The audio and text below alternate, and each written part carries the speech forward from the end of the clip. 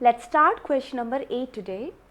Question says, prove that a diameter AB of a circle bisects all those chords which are parallel to the tangent at the point A. So as per the question, let's draw the figure first. सबसे पहले जैसे हम question read करते हैं ना, हम उसके figure को अंडरस्टैंड करें, विजुअलाइज करें कि क्या उस क्वेश्चन के अंदर हमें बताया जा रहा है. तो उसके अकॉर्डिंग पहले फिगर ड्रॉ करेंगे, फिर हम समझेंगे कि हमें प्रूफ क्या करना है, उसको फिर हम एनालाइज करेंगे. ठीक है, तो पहली चीज़ है, एक सर्कल के बारे में बात हो रही है जिसका डायमीटर ए बी है. So let's draw the circle first. So here is the circle, ये हो गया हमारा सर्कल. ठीक है, और इसका डायमीटर गिवन है. सो मैं इसका डायमीटर ऐसे लेती हूँ, A and B, A B. तो A B is the diameter of the circle, ये गिवन है ना. फिर आगे कहते हैं prove that a diameter A B of a circle bisects all those chords. अब इसमें कोड्स भी है, हमें नहीं पता कहाँ पर है, कैसी पोजीशन है, क्योंकि कोड तो बहुत सारी हो सकती है. फिर आगे लिखा है which are parallel to the tangent at point A. अब इसमें एक टेंजेंट भी है, वो टेंजेंट कहाँ पर है, ये समझ आ गया कि टेंजेंट है पॉइंट ए पर. अब आप बताइए टेंजेंट ए पर आप अपनी पॉइंट ए पर टेंजेंट कैसे ड्रॉ कर सकते हैं. ऐसे हो सकती है ना, इसके अलावा और तो कोई तरीका नहीं है. सो ये हो गई हमारी टेंजेंट. तो हमें सर्कल समझ आ गया, डायमीटर समझ आ गया और हमें टेंजेंट समझ आ गई. अब कोड्स की पोजीशन क्या है, कहाँ बनेंगी कोड्स. क्वेश्चन की फिगर तो गिवन नहीं होगी. अब आगे अगर पढ़े इस क्वेश्चन को फिर से, तो देखिए कहते हैं prove that a diameter A B of a circle bisects all those chords which are parallel to the tangent. तो कोड्स जो है ना, वो कहाँ पर है, वो इस टेंजेंट के पैरेलल है. तो टेंजेंट के पैरेलल कोड्स कहाँ हो सकती है, आप बताइए. वो कोड्स होंगी कुछ इस तरह की पोजीशन पर, है ना, कुछ इस तरह से ये कोड्स होंगी, तभी तो पैरेलल हुई. राइट, ये क्लियर है आपको. और ऐसे ही अब हम इससे जो रिलेटेड चीज़ है अब हम फिर से समझते हैं. हमें प्रूव अब क्या करना है, अगर हमारे पास एक सर्कल का डायमीटर है और उस डायमीटर पर एक पॉइंट से हमने एक टेंजेंट बनाई और जो कोड्स बनेंगी जो इस टेंजेंट के पैरेलल होंगी, हमें प्रूव करना है कि ये डायमीटर इन सभी कोड्स को, कोड्स तो बहुत सारी हो सकती है, इन सभी कोड्स को क्या करता है, बाइसेक्ट करता है. बाइसेक्ट का मीनिंग समझते हैं हम. हमें बताना है कि ये जो पॉइंट्स आए ना, ये पॉइंट ऊपर और नीचे इक्वल पार्ट्स में डिवाइड कर रहे हैं इन कोड्स की लेंथ को. एक काम करते हैं, अब इस फिगर के अकॉर्डिंग हम इसकी लेबलिंग करते हैं, मतलब इनको नेम भी दे देते हैं. मैंने यहाँ पर पॉइंट P ले लिया और इस पॉइंट का नाम Q रख दिया. ठीक है, ए बी यहाँ पर है, कोड की जो लेंथ है उनको हम CD और EF ले लेते हैं, या जैसे आपको समझ है आप लीजिए. ठीक है, अब आते हैं हम गिवन एंड टू प्रूव कैसे लिखें. तो गिवन के लिए जैसे जैसे हमें पता है वो सारे पॉइंट्स की फॉर्म में हम लिखते जाएंगे. गिवन में सबसे पहले हमें ए बी एक डायमीटर पता है, तो मेंशन कर दीजिए A B is a diameter. तो मैंने यहाँ पर लिख दिया A B is a diameter. Short में लिख रही हूँ फिलहाल because I am struggling with the space. फिर सेकंड आता है, हमें ये भी पता है कि सी डी और ई एफ क्या है, ये कोड्स है. तो पहले हम लिखते हैं कि पी ए क्यू एक टेंजेंट है, मुझे पी ए क्यू लिखना चाहिए. P A Q is tangent. और भी कुछ गिवन है, यस, सी डी और ई एफ क्या है, C D and E F chords है. सी डी पैरेलल है ई एफ के, और साथ ही साथ ये जो दोनों कोड्स हैं ये हमारी टेंजेंट के भी पैरेलल है, पी ए क्यू. बस ये 3 लाइंस आप मेंशन कर दीजिए गिवन में. ठीक है, अब आते हैं टू प्रूव पर. टू प्रूव हमें प्रूव करना क्या है, प्रूव करना है कि सी डी और ई एफ बाइसेक्ट हो जाती है. किससे बाइसेक्ट हो जाती है, डायमीटर से. तो यही अब इसको मेंशन कर देते हैं.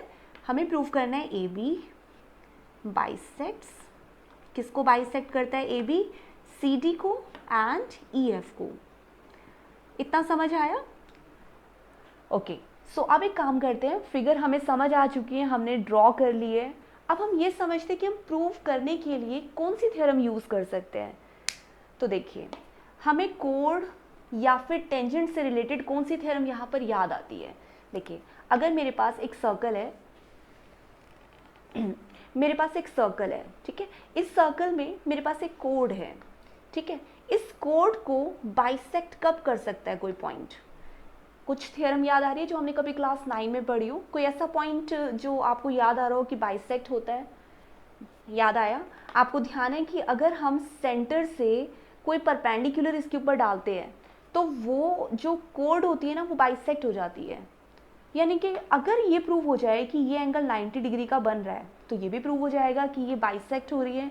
लेकिन कैसे प्रूव करें कि ये एंगल 90 डिग्री का बन रहा है? कौन सा एंगल बताइए, इस फिगर को देखकर बताइए एंगल कहाँ होना चाहिए 90 डिग्री का। ये कोड है, इस कोड में अगर किसी तरह से हमें ये पता चल जाए कि ये एंगल 90-90 के बनते हैं और अगर ये एंगल 90-90 के बनते हैं तो ये प्रूव हो जाएगा कि ये तो डेफिनेटली क्या चीज़ है, ये बाइसेक्ट हो रही है कोड। फिर से समझे, हमारी थ्योरम एक है जो आपने 9th में पढ़ी है। वो थ्योरम है कि अगर किसी सर्कल के अंदर, एक सर्कल के अंदर सेंटर से, ये सेंटर लिया, किसी कोड पर हम 90 डिग्री का एंगल बना दें तो ये कोड बाइसेक्ट हो जाती है, ये तो पार्ट्स इक्वल आते हैं, है ना। और यही अगर हमें पता चल जाए कि ये एंगल 90 डिग्री के बन रहे हैं तो हमारा काम हो जाएगा, ये प्रूव हो जाएगा कि ये जो कोड है ना ये बाइसेक्ट हो रही है। अब चक्कर ये कि हम इसको 90 डिग्री का प्रूफ कैसे करें। 90 डिग्री का प्रूफ करने के लिए हमें कुछ और स्टेप समझने होंगे। कैसे? अब आपको एक और थ्योरम याद आ रही होगी कि ये एंगल तो 90 डिग्री नहीं है, लेकिन आपने ये देखा है कि ये एंगल 90 डिग्री है ना 90 डिग्री। कैसे है? एक सर्कल है, सर्कल के अंदर किसी भी पॉइंट पर अगर हम ऐसे करके टेंजेंट ड्रॉ करें, है ना, इस पॉइंट को अगर आप सेंटर से मिला देंगे तो ये 90 डिग्री का एंगल बनता है। Is that so? याद आई थ्योरम, है ना। तो ये थ्योरम कहती है कि किसी भी सर्कल की कोई टेंजेंट है, उस टेंजेंट का पॉइंट ऑफ कांटेक्ट अगर हम सेंटर से ज्वाइन कर देते हैं तो ये एंगल 90 डिग्री का बन जाता है। तो क्या ये चीज़ यहाँ पर प्रूव हो रही है? देखिए ये हमारी टेंजेंट है और ये वो पॉइंट है जिस पॉइंट को हमने कहाँ ज्वाइन किया है, सेंटर से होके जा रहा है। कहाँ दिख रहा है? सेंटर तो है ही नहीं, सेंटर है ना, ये रहा। ओ क्यों? क्योंकि देखिए ये हमारा डायमीटर है, तो ऑब्वियसली बात है डायमीटर है तो सेंटर से होके जा रहा है। सेंटर से होके जा रहा है तो मतलब ये तो डेफिनेटली हमारा 90 डिग्री का ही एंगल बन रहा है। क्लियर है? अब अगर ये एंगल 90 डिग्री का बन रहा है तो इससे क्या हम ये प्रूव कर सकते हैं कि ये एंगल भी 90 डिग्री का बन जाए? और यही प्रूव करने पर हमारा काम हो गया। अब ये कैसे प्रूव करें कि ये एंगल तो चलो 90 डिग्री का हो गया, तो अब प्रूफ करना है कि ये एंगल कैसे 90 डिग्री का बताए। अब हमें फिर से थ्योरम लगानी पड़ेगी। कौन सी थ्योरम लगानी पड़ेगी? अब देखिए, जब मेरे पास दो लाइन पैरेलल हो, ठीक है, और दो पैरेलल लाइन में मैंने कोई एक ऐसे ट्रांसवर्सल लाइन ली, जितने डिग्री का ये वाला एंगल होता है उतने ही डिग्री का ये वाला एंगल भी होता है। इन्हें क्या कहते हैं वैसे? हम, कुछ याद आ रहा है? यस, ये होते हैं हमारे ऑल्टरनेट एंगल्स। तो क्या पैरेलल लाइन से हमने कुछ सीखा यहाँ प्रूव करना? थोड़ा समझ आया क्या कर सकते हैं? चलिए अब हम इन सारी चीज़ों को समराइज करते हैं। सो एग्जैक्टली हमें क्या करना है, फर्स्ट ऑफ ऑल हमें ये जो दो लाइंस पैरेलल गिवन है ना, कौन कौन सी, मैं फिगर को रीड्रॉ करती जाऊंगी और आपको फिर से बताऊंगी कि हमें एग्जैक्टली स्टेप बाय स्टेप क्या क्या चीज़ें करनी है। सो फर्स्ट थिंग आती है, हमारे पास एक सर्कल है, ठीक है, इस सर्कल पर एक ये टेंजेंट है, ठीक है, टेंजेंट का ये पॉइंट है और इसको हमने सेंटर से ज्वाइन कर दिया, तो इसका मतलब ये एंगल 90 डिग्री का बना और इस एंगल का नाम हम यहाँ पर रख देते हैं एंगल नंबर 1। तो इसको हम सीधा मेंशन करेंगे यहाँ पर सॉरी, एंगल 1 इक्वल्स 90 डिग्री। अब उसका रीज़न तो लिखना पड़ेगा। अच्छा ये सॉल्यूशन पार्ट है, let's write it here.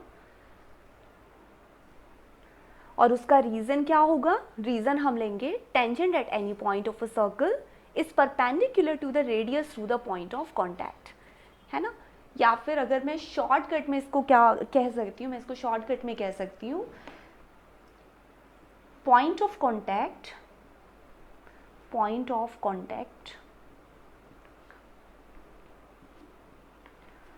Of a tangent joined to the radius या joined to the center, sorry, ठीक है। तो ये आप चाहें तो शॉर्ट में ऐसे भी लिख सकते हैं। हमने क्या किया, हमने अगर इसको पॉइंट को ज्वाइन कर दिया सेंटर से तो एंगल बन गया 90 डिग्री का। अब एक एंगल 90 डिग्री का प्रूव हो गया। हमने बात की थी दूसरे वाले एंगल को 90 डिग्री का किसी तरह से प्रूव करने की। कौन सा वाला? अगर ये एंगल 90 डिग्री का है तो मैं इसको नहीं लिखती हूँ, मैं एक काम करती हूँ, इसको ओ रखती हूँ, इस वाले एंगल को नंबर 2 कह देती हूँ। So angle number 2 is also equal to 90 degree. Angle number 2 is also 90 degree.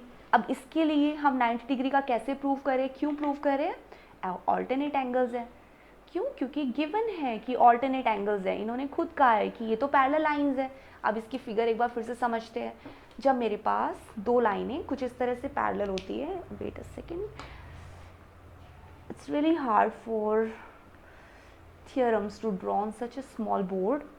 अगर हमारे पास दो लाइन ऐसे पैरेलल जाए और कोई ट्रांसवर्सल लाइन उनको क्रॉस करती है, तो ये एंगल और ये एंगल ये जो एंगल्स होते हैं इन्हें हम कहते हैं ऑल्टरनेट एंगल। तो एंगल 1 और एंगल 2 90-90 के हो गए, क्योंकि एक 90 का प्रूव हुआ तो दूसरा भी 90 डिग्री का प्रूव हो गया। सो हमारा ये काम भी डन हो गया। अब तीसरी चीज़ है, 90 डिग्री का प्रूव होने से अभी तो परपेंडिकुलर प्रूव हुआ है, अभी ये तो प्रूव नहीं हुआ कि बाइसेक्ट होती है। अब इसको कैसे लिखें कि ये बाइसेक्ट होती है? अब इसकी थ्योरम हमें लिखना थोड़ा सा स्टार्ट करना है। अब हम लिखेंगे since perpendicular from center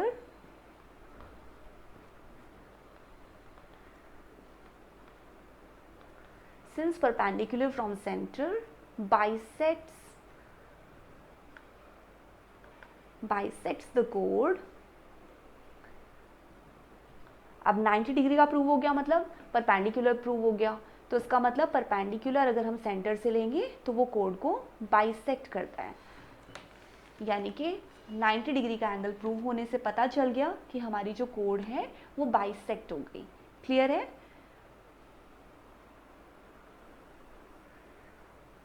and in the and आपको ये भी मेंशन करना पड़ेगा similarly the diameter A B, क्योंकि हमें फाइनली मेंशन तो करना था कि सारी कोड बाइसेक्ट होती है।